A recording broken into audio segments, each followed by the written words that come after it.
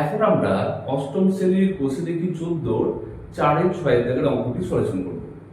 অঙ্কটি রয়েছে, দেখো এখানে বলেছে নিচে বীজগাণিতিক সংখ্যামালাগুলি লসাগু নির্ণয় করি।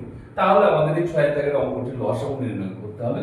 তো দেখো অঙ্কটি রয়েছে p² + 2p, হ্যাঁ, কমা 2p to the power 4 plus 3pq minus 2p², comma 2pq minus 3p² minus 14t। তো দেখো এখানে তিনটে রাশি রয়েছে, এই তিনটে রাশিকে আমাদের প্রথমত ভেঙে নিতে হবে এবং তারপরে তার লসাগু কত হবে সেটা নির্ণয় করতে হবে।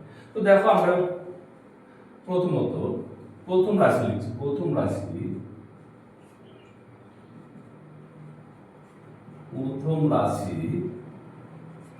কত রয়েছে? p²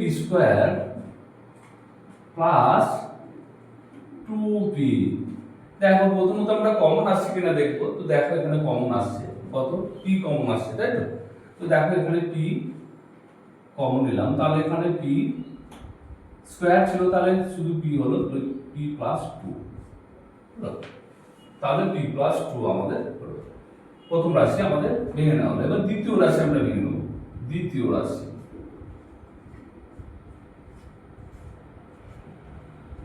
রাশি কত রয়েছে? দেখো দ্বিতীয় রাশি রয়েছে 2p to the power 4 plus 3pq minus 2p²। এখানে দেখো p, এখানে p এর পাওয়ার 4 রয়েছে, এখানে p এর কিউব রয়েছে আর p²। তাহলে সবথেকে কম কত আছে? p²। তাহলে আমরা p² পর্যন্ত কমন নিতে পারবো। তাহলে সমান আমরা কমন নিচ্ছি p²। তাহলে পড়ে থাকছে কি? হ্যাঁ, আর এখানে সংখ্যা কোনো কমন আসবে না, তার কারণ এখানে 3 এখানে 2 রয়েছে, আসবে না। সুতরাং p² কমন নিলাম। এবার তাহলে এখানে পড়ে থাকছে 2 আর এখানে p² কমন নিচ্ছি, তাহলে এখানে পাওয়ার 4 ছিল, তাহলে এখানে p² থেকে যাবে প্লাস এখানে দেখো 3 আর এখানে p² কমন নিচ্ছি, তাহলে এখানে p³ রয়েছে, সুতরাং একটা p মাইনাস এখানে p² চলে গেছে, তাহলে এখানে শুধুমাত্র 2 বসে গেল। এইবার দেখো এইটা আমরা দেখছি, এখানে দেখো আমাদের উৎপাদকে বিশ্লেষণ করতে হবে। তো দেখো এখানে সমান p² আমরা লিখলাম, তাহলে এটা উৎপাদকে বিশ্লেষণ করব মানে 2p। তাহলে দেখো এখানে উৎপাদকে এখানে যদি সংখ্যা থাকে, প্রথম যে, হ্যাঁ, এখানে p² এর আগে যদি সংখ্যা থাকে, তাহলে সেই ক্ষেত্রে এই সংখ্যার সঙ্গে শেষের সংখ্যার গুণ হয়ে, হ্যাঁ, সেটা লসাগু হবে। তাহলে 2 আর এখানে 2 দিয়ে 4, এখানে 2 আছে কিন্তু আমাদের ভেবে নিতে হবে এখানে আমাদের 4 রয়েছে। সুতরাং দেখো 2p² প্লাস, এবার আমরা ব্র্যাকেট দিয়ে দিই মাঝে। সংখ্যা সাইন কি হবে? দেখো শেষ সংখ্যার আগে সাইন হয়, আমি আগে অঙ্ক বুঝিয়েছি। হ্যাঁ, তাহলে এবার দুটি সংখ্যা নির্ণয় করব, দুটি সংখ্যা বসাবো, যে দুটি বিয়োগ হয়ে এই মাঝের সংখ্যা অর্থাৎ 3 হবে, আর যে দুটি গুণ হলে এখানে কত, এই দুটো গুণ হয়ে যেটা হয়েছে সেটা মানে 4।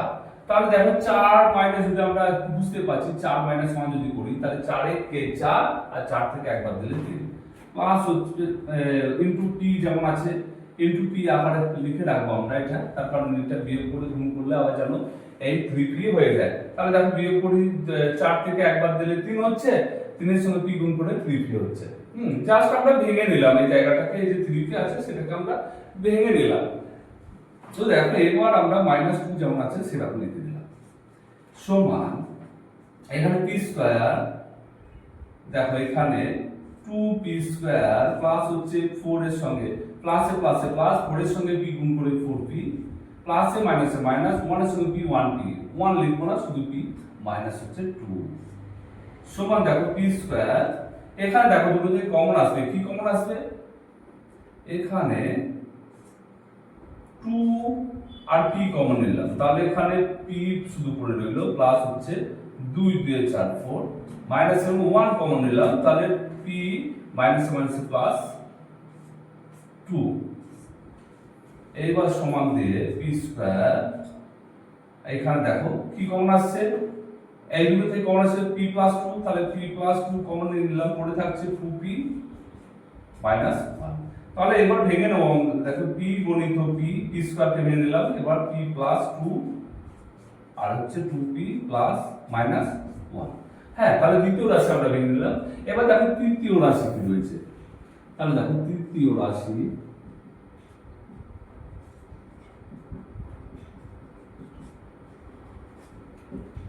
তৃতীয় রাশি রয়েছে দেখো 2p তার cube minus 3p square minus 14p। হ্যাঁ, তাহলে দেখো এবার আমরা কি করব, এই ক্ষেত্রে কিন্তু p কমন আসছে।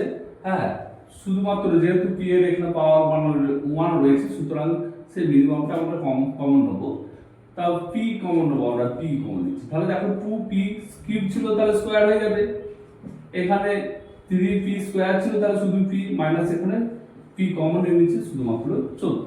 এবার দেখি এটা উৎপাদক বিশ্লেষণ হবে কিনা। এখানে দেখো 4 আর এখানে 2, এই 14 আর 2, 14 2 28, 28 করে যদি আমরা লসাগু করি 28 2 14 2 7, তাহলে 2 2 4 আর 7। আচ্ছা 7 থেকে 4 বাদ দিলে হয়ে যাবে 3। হ্যাঁ ঠিক আছে, হয়ে যাচ্ছে। দেখো তাহলে আমরা এরকম ভাবে উৎপাদক বিশ্লেষণ করব। p, এবার দেখো মিডল ব্র্যাকেট দিলাম 2p স্কয়ার মাইনাস, এবার আমরা ব্র্যাকেট দেব আর মাঝে কি দেব, কোন সাইন দেব, যেহেতু মাইনাস রয়েছে এখানে তাই আমরা মাঝে কি দেব, মাইনাস দেব। এবার দুটি সংখ্যা দেখো নির্ণয় করার জন্য এই যে 28 এর লসাগু করেছি, তাহলে 7 মাইনাস 4, তাহলে এখানে 7 করে দিলাম, এখানে 4। দেখো 4 7 তে 28 হয়ে যাচ্ছে, আর 4 থেকে 7 বাদ দিলে 3 হয়ে যাচ্ছে। p কে গুণ আকারে আমরা লিখে রাখবো মাইনাস 14 সমান দেখো p স্কয়ার, তাহলে এখানে p যেমন আছে p লিখলাম। এইবার আমাদের এখানে কমন আসছে, এইখানে গুণ করে নেব, তাহলে 2p স্কয়ার লিখে দিচ্ছি। 2p স্কয়ার যেমন আছে 2p স্কয়ার মাইনাস এখানে দেখো মাইনাসে প্লাসে মাইনাস 7 এর সঙ্গে p গুণ করব, তাহলে 7 এর সঙ্গে p গুণ করে 7p। আবার দেখো মাইনাসে প্লাস সাইন হলো, আর 4 এর সঙ্গে p গুণ করলে 4p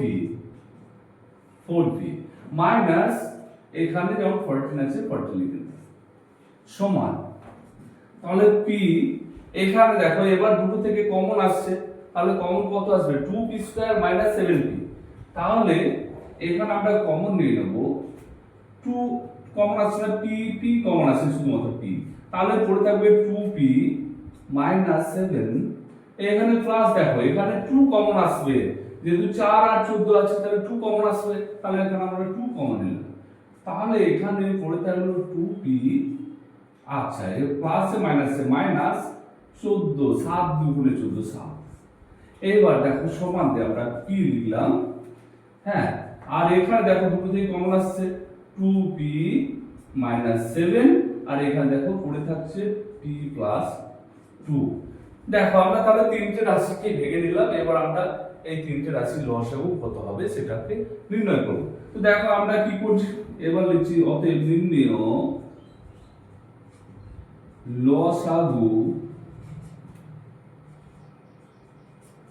সমান নির্ণয় লসাগু।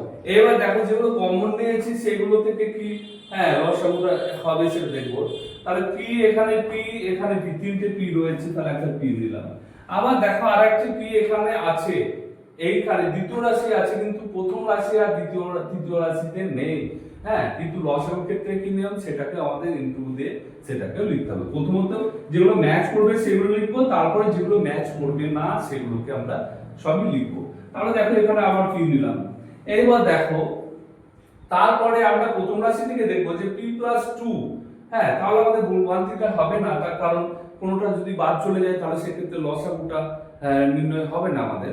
তো আমরা প্রথম রাশি থেকে কমপ্লিট করতে যাব। তাহলে p আমরা যেগুলো কমন নিয়ে সেগুলো আমরা লিখে নিলাম, দুটো p হলো 2p হলো। এইবার দেখো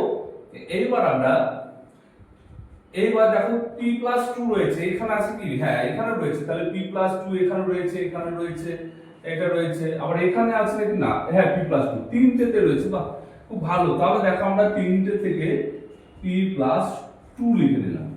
এবার তারপরে তাহলে প্রথম রাশি কমপ্লিট হয়ে গেল। এবার দ্বিতীয় রাশি দেখব কি রয়েছে।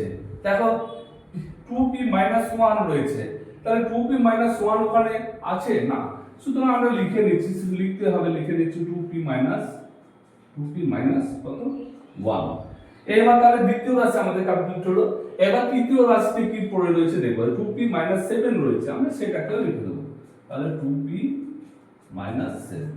তাহলে এবার আমরা এখানে p তে গুণ করব p স্কয়ার। আচ্ছা, p প্লাস 2 2p মাইনাস 1 আর 2p মাইনাস 7। হ্যাঁ, তাহলে আমাদের লসাগু নির্ণয় করলাম। শেষ হলে আমাদের 4-6 দাগের অঙ্কটি সলিউশন হবে।